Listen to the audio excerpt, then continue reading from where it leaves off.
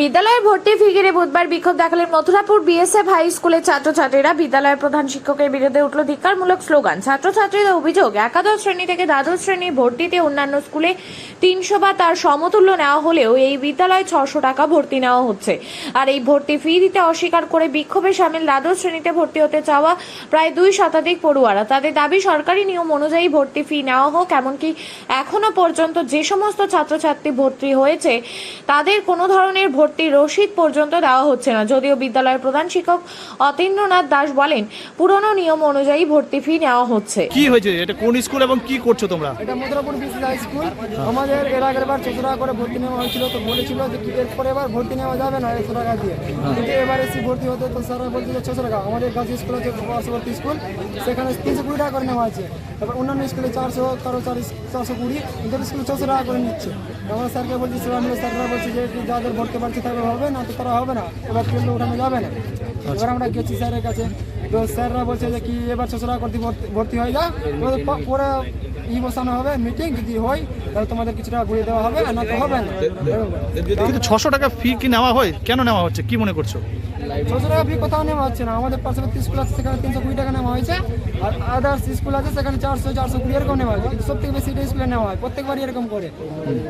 কিন্তু সরকারি নিয়ম তো 220 টাকা। হ্যাঁ, সরকার নিয়ম 220 টাকা, আর আমাদের সরস্বতী পূজার জন্য 60 টাকা নেয়। তো সব মিলিয়ে 300 হয়, কিন্তু এবার স্যাররা বলছে সরস্বতী পূজার জন্য 100 টাকা, আর ভর্তির জন্য 500 টাকা।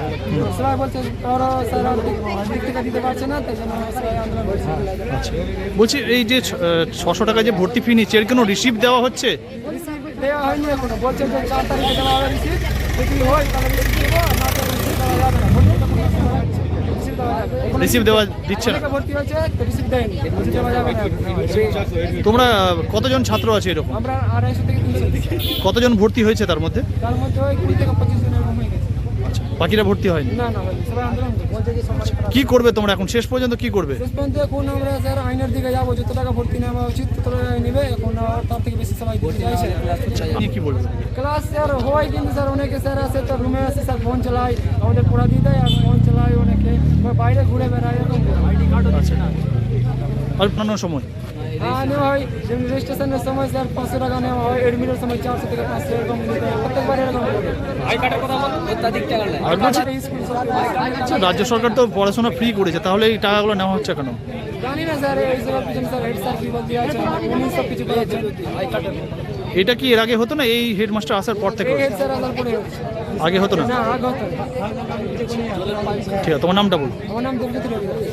বিক্ষোভ কেন দেখাচ্ছ আজকে? আমাদের স্কুলে 600 টাকা করে নিচ্ছে, কিন্তু আমাদের গার্লস স্কুলে 350 টাকা করে নিয়েছে, অন্যান্য স্কুলে 400 টাকা নিচ্ছে, আমাদের 600 টাকা করে নিচ্ছে। আমাদের বাবা অসুস্থ আছে, হার্টের পেশেন্টের বাবা, এত টাকা দেওয়া সম্ভব না আমাদের। টাকাটা কম করা উচিত। তো এই বিষয়ে তোমরা হেডমাস্টারকে জানাওনি? আমরা বলেছি, হ্যাঁ, স্যার কিছু বলছেনই না। কি বলছেন উনি? যারা ভর্তি হবে, যারা হবে না। আচ্ছা, কোনো ধরনের ভর্তি নেওয়া হবে না এরকম কিছু বলা, কি বলা হয়েছে? বলছে যারা ভর্তি হবে, যারা হবে না তো পরীক্ষা দেওয়া যাবে।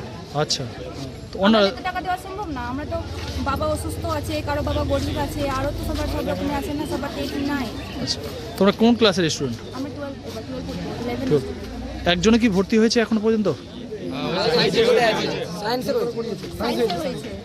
আর তোমরা আর্টসে, তোমরা কেউ ভর্তি হওনি? কতজন আছো তোমরা যে এখনো ভর্তি হওনি? কি করবে তোমরা এখন, যদি ভর্তি হবে না তো কি করবে? আমরা কি করে ভর্তি হবো বলেন তো, আমাদের টাকাই নেই অতটা। আচ্ছা, 20 টাকা, এত টাকা বেশি নিচ্ছে কেন? জানি না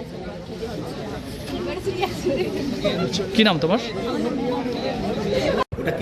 আধিকারিক বাইট একটা দিতে হবে, খবর হবে স্যার। বাইট দেবেন না? এই নিয়ে মন্তব্য করছি না, আমি আলোচনার জায়গায় রেখেছি, ঠিক আছে? কিন্তু আজকে তো নাকি ছাত্রদের লাস্ট ডেট বলছে, আজকের পরে নাকি না, ভর্তি চলবে, ভর্তি কেন বন্ধ করবে?